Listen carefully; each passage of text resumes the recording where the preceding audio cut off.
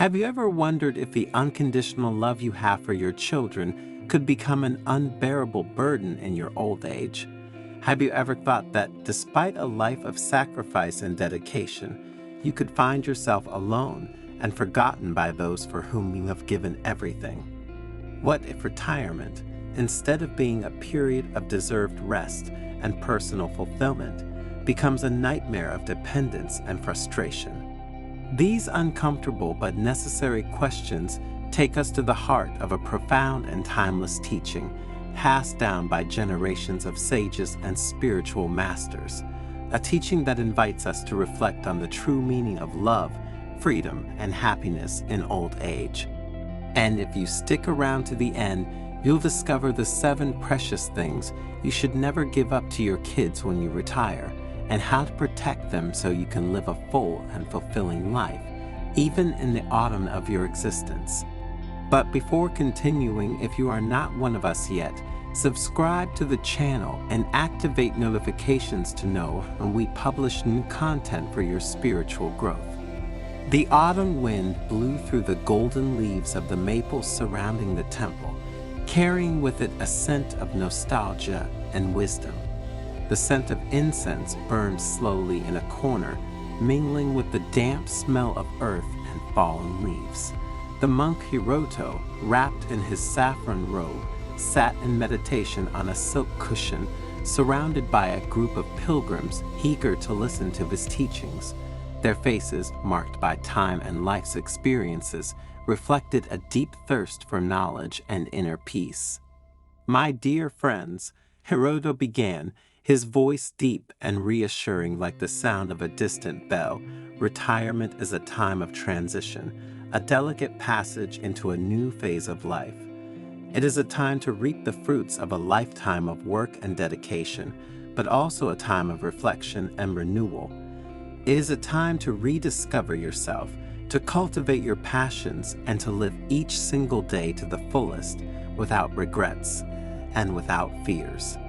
The pilgrims, sitting silently at his feet, listened intently, their faces illuminated by the sunlight filtering through the leaves. Some had their eyes closed, absorbing the monk's words like a sponge absorbs water. Others nodded slowly, recognizing the truth in his words. The atmosphere was charged with anticipation, as if everyone present was waiting for a revelation that would change their lives forever. At this stage of life, Hiroto continued, "It is important to protect what you have worked so hard and love to build. There are precious things that you should never give up to your children, for your own sake and for theirs. These things are your independence, your dignity, your happiness, your wisdom, your health, your time, and your love."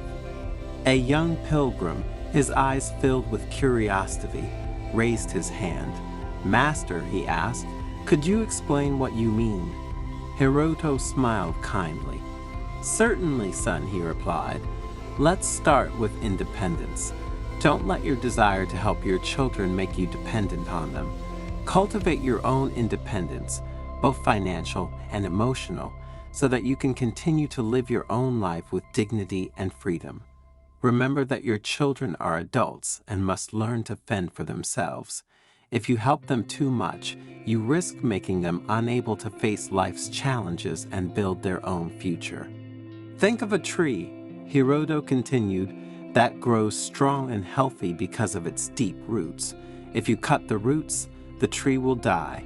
Likewise, if you give up your independence, you will lose your strength and vitality. Your children need to see you as a model of autonomy and resilience, not as someone who depends on them for everything." The pilgrims nodded, understanding the importance of maintaining their independence even in old age. "The second thing to protect is your dignity," the monk continued. "Do not allow your children's gratitude to become a sense of obligation or exploitation. Remember that you have worked hard all your life and deserve respect and appreciation. Do not allow anyone to make you feel inferior or worthless, not even your children." Hiroto told the story of an old samurai who, after a life of honorable service, had retired to live with his son and his family. The son, however, treated him with contempt, considering him a burden and an obstacle to his happiness. The old samurai, wounded in his pride, decided to leave his son's home and live alone, regaining his dignity and self-respect. The third thing you shouldn't give up is your happiness. Hiroto said with a smile, "Don't sacrifice your dreams and desires to meet your children's expectations. Retirement is a time to rediscover yourself and pursue what makes you truly happy. It's never too late to learn something new, to travel, to take up a hobby, or to simply enjoy life." Hiroko told the story of an elderly woman who, after her husband died, decided to enroll in a painting class. Her children tried to dissuade her, arguing that she was too old to learn anything new. But she did not give up and continued to paint, discovering a hidden talent and a new source of joy and satisfaction. Her home filled with bright colors, and her canvases told stories of a life lived with passion and creativity. The fourth thing to cherish is your wisdom, Hiroto continued. Do not let age make you feel useless or outdated. Share your experience and knowledge with your children, but do not let them tell you how to live your life. You have lived a long and rich life, and you have learned valuable lessons that you can pass on to future generations. Do not allow anyone to belittle your value or ignore your wisdom.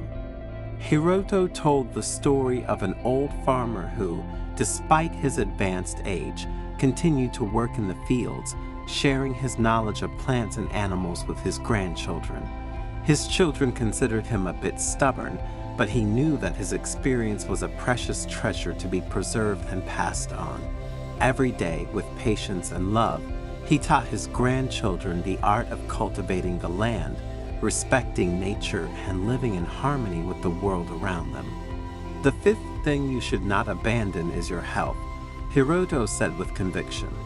Take care of your body and mind so that you can fully enjoy your golden years. Do not neglect your own needs to satisfy those of your children. Health is a precious gift, and you must do everything you can to preserve it. Hiroto told the story of an elderly karate master who, despite his advanced age, continued to train every day.